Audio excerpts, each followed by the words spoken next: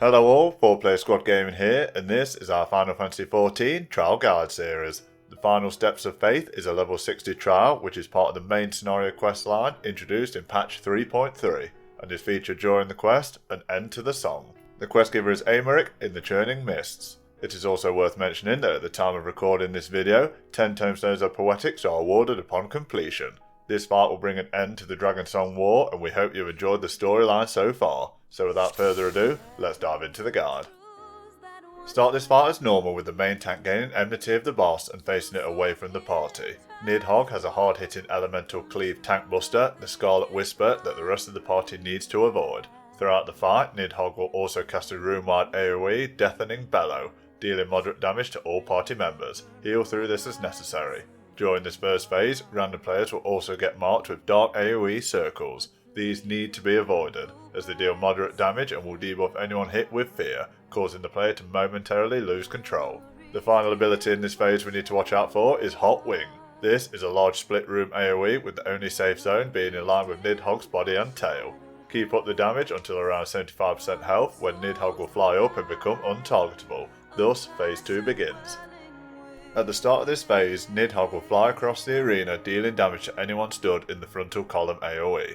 Also watch out for the Dark Pitch Circles AoE on random party members during this phase. When enough damage has been dealt, Nidhogg disappears and 3 adds will spawn. It is recommended for the main and off tank to split the 2 frontal adds, with the party going with the main tank.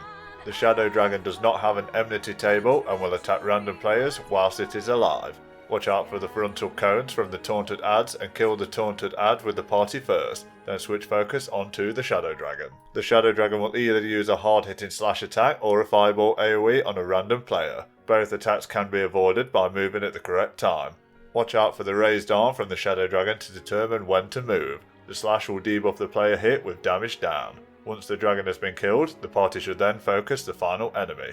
This phase is actually a DPS check, so aim to kill the adds as quickly as you can, however this shouldn't be an issue at all. Once all the adds are killed, Nidhogg will reappear and push everyone back using Mortal Chorus, and he will change into his Dragoon form. Avoid the red-purple circles and heal through the damage from Final Chorus. Phase 3 now begins. In this phase, often called the Estinien phase, Nidhogg has an incredibly hard-hitting tank buster, a la Morn.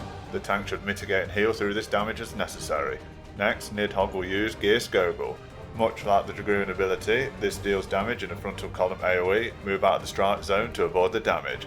Nidhogg will also use Drakenlance, a frontal cleave that should be focused only on the main tank. This will deal large damage to the rest of the party.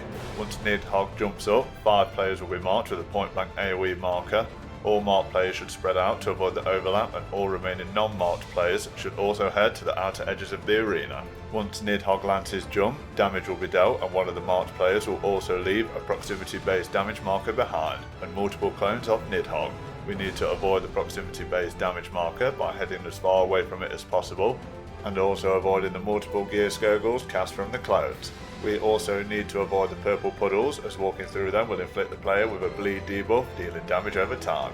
This can be hectic, but with good positioning there should be plenty of safe space available. This phase continues rotating through the abilities mentioned, however the next high jump rotation is slightly different. This time 3 players will be marked with point blank AoEs and a singular Nidhogg clone will cast Gear Skogul.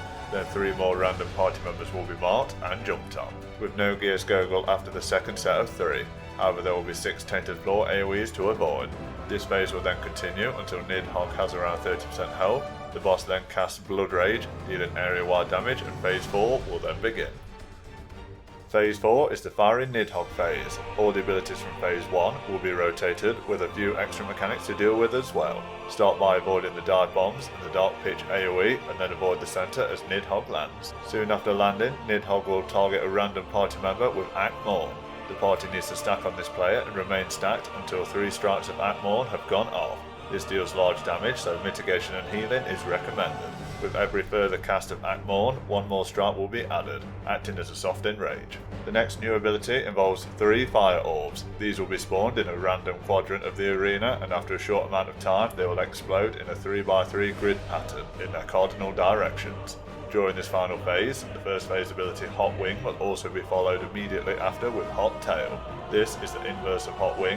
Stand in the safe zones under Nidhogg's wings to avoid the AoE damage. The abilities from phase 1, Akmorn and the Fire Orbs will now rotate until you have killed the boss. And there you have it, the final steps of Faith is complete. Remember to commemorate the player you believe deserves it most and receive your loot. We give this trial a difficulty rating 3 out of 5 swords. The mechanics are easy to understand, however there is a DPS check and enrage to watch out for, with lots of AoE. The special loot for this trial includes the Nidhogg card. Remember to like, comment, and if you haven't already, click to subscribe. We are 4Player Squad Gaming. Until next time, thanks for watching.